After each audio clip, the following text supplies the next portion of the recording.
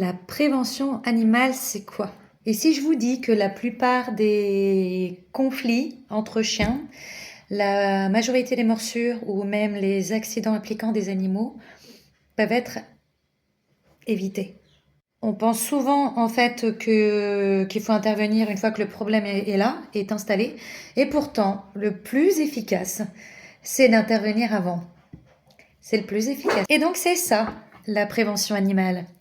Bonjour et bienvenue sur Anicode. Moi, c'est Alexandra. Depuis de nombreuses années, je consacre en fait mon travail à observer les animaux, à essayer de mieux les comprendre pour justement éviter les situations de conflit. La prévention animale, ce n'est pas seulement d'intervenir pour empêcher un accident, c'est de savoir reconnaître à quel moment je peux empêcher le chien de grogner, quels sont les signes qu'il m'envoie qui va m'indiquer que ce chien va grogner. Savoir également quand finalement pouvoir donner de l'espace. On parle de besoin d'espace pour un chien, mais n'importe quelle espèce animale a besoin d'espace. Donc à quel moment je dois laisser de la place à cet animal? Il y a Jean-Claude qui aboie.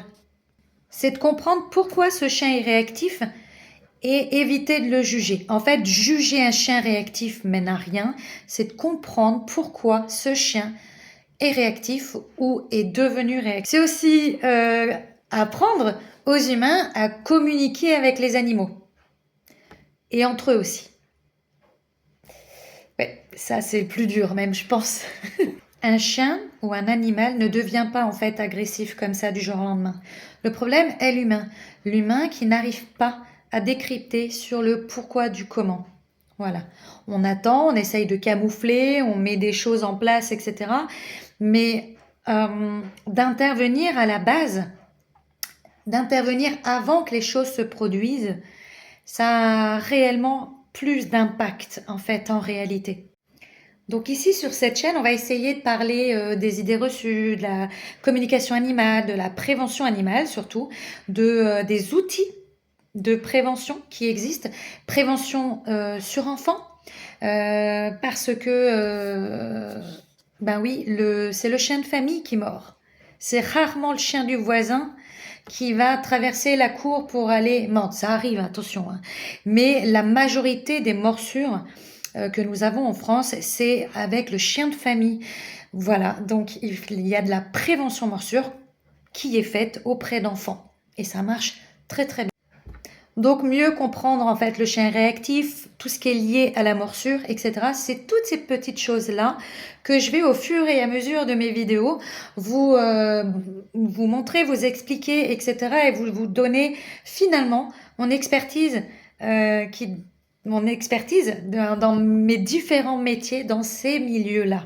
Parce qu'en réalité, un humain qui est mieux informé, c'est un accident évité. Parce que le chien va être en fait beaucoup plus respecté. Ça c'est un super objectif. Mieux comprendre aujourd'hui pour mieux prévenir demain. Ça va être ma nouvelle devise. Alors si cette vision te parle, si cette vision te plaît, que tu as envie de me soutenir, etc., n'hésite pas à t'abonner sur cette chaîne. Voilà. Et puis parce que ça te permettra de louper aucune vidéo. Voilà.